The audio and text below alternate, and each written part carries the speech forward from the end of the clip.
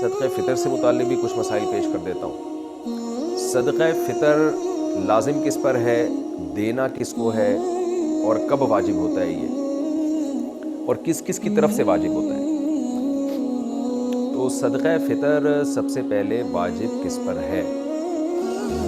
دیکھیں، صدقہ فطر کا نصاب جو ہے نا، خوب سمجھ لیں۔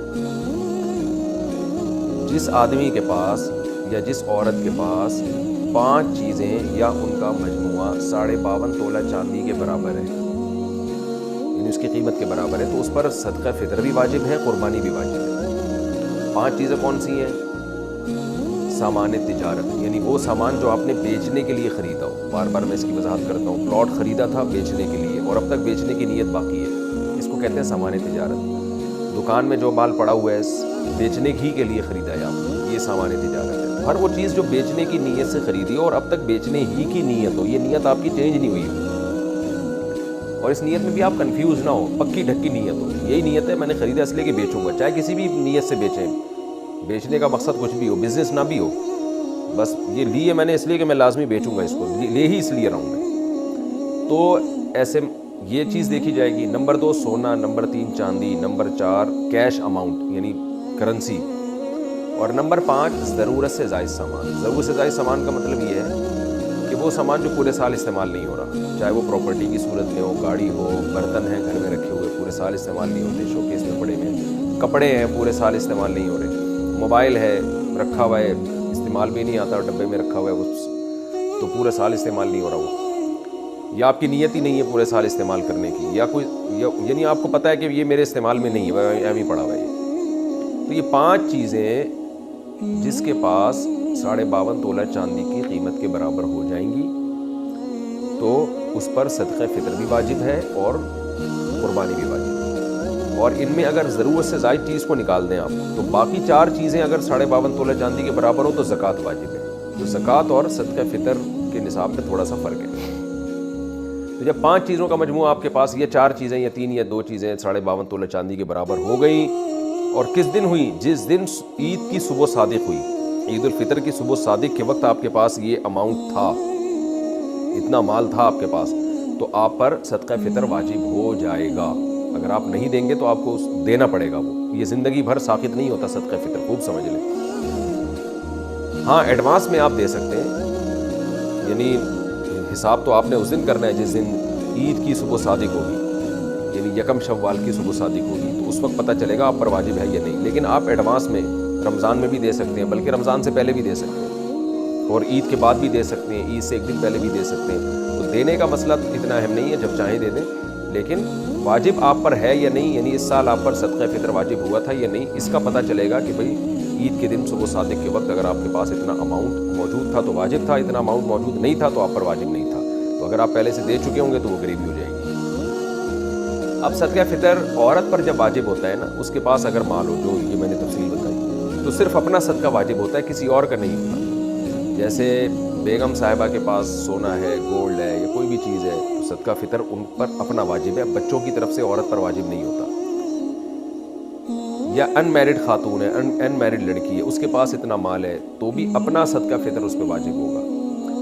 لیکن مرد پہ جب صدقہ فطر واجب ہوتا ہے تو اپنی طرف سے بھی اور اپنے نابالغ بچوں کی طرف سے بھی واجب ہوتا ہے، چاہے بیٹے ہوں یا بیٹیاں ہوں، خوب سمجھ لیں۔ بیوی کی طرف سے مرد پہ واجب نہیں ہوتا، بالغ لڑکے کی طرف سے مرد پہ واجب نہیں ہوتا، بالغ لڑکی کی طرف سے بھی واجب نہیں ہوتا، یہ واجب ہوتا ہے نابالغ بچوں کی طرف سے، یعنی گھر کا جو سربراہ ہے اس پر واجب ہے کہ وہ صدقہ فطر اپنا بھی نکالے اور اپنے نابالغ بیٹے بیٹیوں کی طرف سے بھی نکالے، چاہے وہ 1 دن کا بچہ کیوں نہ ہو، 2 دن کا بچہ کیوں نہ ہو، تو ان کی طرف سے بھی نکالے۔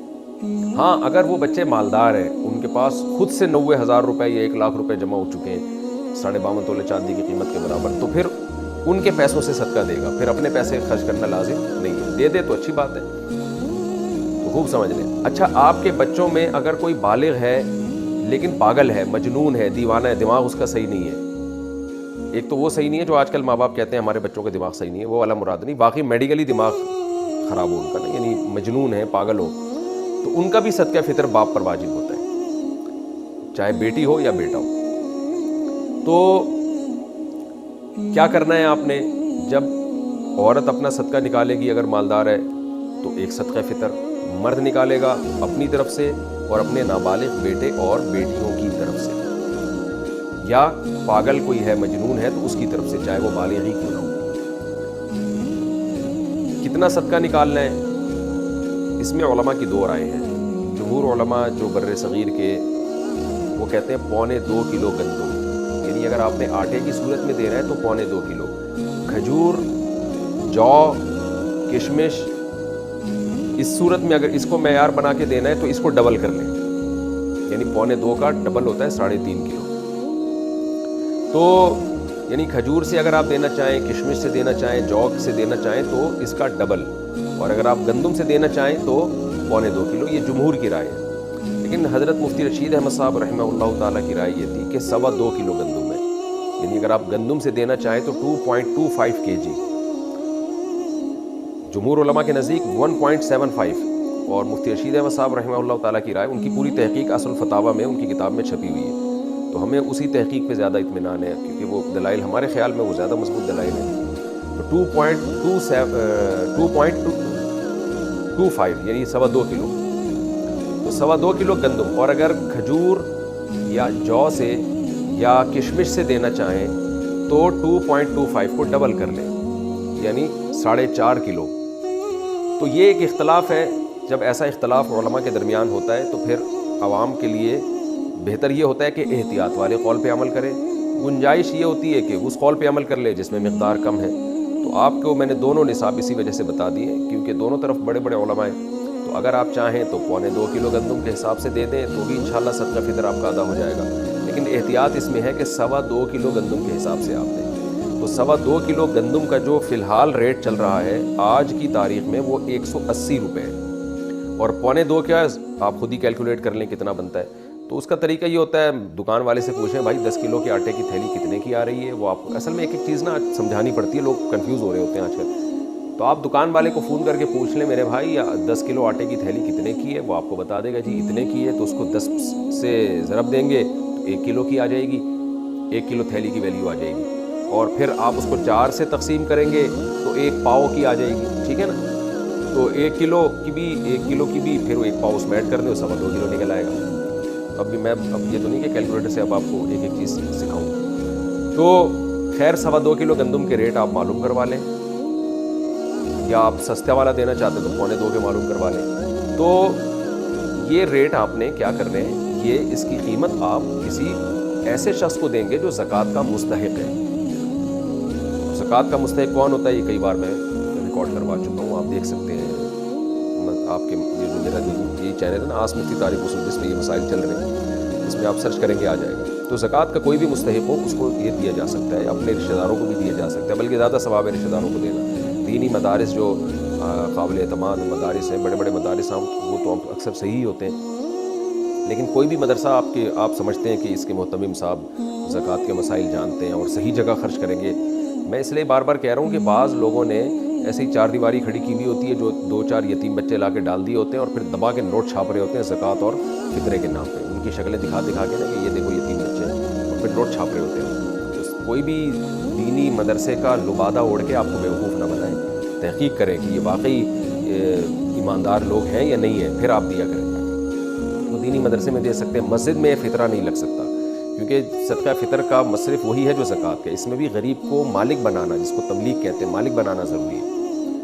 تو اب آپ نے کیا کرنا ہے، 2.25 کلو گندم یا 4.5 کلو جو یا کھجور، اس کے ویلیو معلوم، بہتر ہے کھجور سے دیں جو سب سے اچھا کہلائے گا، کشمش سے دیں تو یہ اس میں زیادہ ثواب ملے گا۔ آپ کو دل بڑا رکھنا چاہیے، اللہ بڑا ہے تو پھر اللہ کو بھی سخی لوگ پسند ہیں، تو آپ بڑا دل رکھ کے کھجور کے ویلیو کے حساب سے دیں۔ اچھا، یہ آپ نے قیمت ہی دینی ہے یا گندم بھی دے سکتے ہیں؟ تو تینوں ائمہ کے نزدیک، امام مالک، امام شافعی اور امام احمد ابن حنبل رحمہم اللہ تعالی، ان تینوں اماموں کے نزدیک آپ پیسے نہیں دے سکتے صدقہ فطر میں، آپ کو گندم ہے تو گندم ہی دینی پڑے گی، آٹا دینا پڑے گا، یا اگر آپ جو سے دینا چاہتے ہیں تو آپ کو جو دینی پڑے گی، آپ کشمش سے دینا چاہتے ہیں تو کشمش ہی دینی پڑے گی، اس کی قیمت نہیں دے سکتے آپ۔ لیکن امام ابو حنیفہ رحمہ اللہ کا موقف یہ ہے کہ آپ وہ چیز بھی دے سکتے ہیں اور اس کی قیمت بھی دے سکتے ہیں۔ تو امام ابو حنیفہ کے رائے میں آسانی بہت ہے، اسی وجہ سے میں نے دیکھا ہے کہ بہت سے حضرات جو دوسرے فقہ کو فالو کرتے ہیں وہ بھی اس میں امام حنیفہ کی رائے کو لے رہے ہوتے ہیں، لیکن بہرحال اصول یہ ہے کہ جب آپ ایک فقہ کو فالو کریں تو آپ نے مکمل اسی کو فالو کرنا چاہیے. اپنی خواہشات کی بیس پر، چھوٹی چھوٹی باتوں کی بیس پر ایک فقہ سے دوسرے فقہ کی طرف چھلانگ مارنا، اس سے انسان نفسانی خواہشات کا غلام بنتا ہے، پھر بڑے بڑے مسائل میں بھی یہی کام کرنے لگتا ہے وہ. تو آپ بہرحال امام حنیفہ رحمہ اللہ تعالیٰ کی رائے کے مطابق آپ اس کا متبادل بھی دے سکتے ہیں. لیکن حدیث میں تو متبادل کا تذکرہ نہیں ملتا. حدیث میں تو یہ گندم ہے تو گندم ہی ہے، جو ہے تو جو ہی ہے. لیکن امام حنیفہ نے اجتہاد کیا ہے کہ جی مقصد تو فقیر کی حاجت پوری کرنا ہے نا، تو گندم کے بجائے پیسے دینے میں حاجت زیادہ پوری ہوگی. تو بہرحال میں نے تو آپ کے سامنے فقہا کے جو اختلاف تھا وہ بیان کر دیا.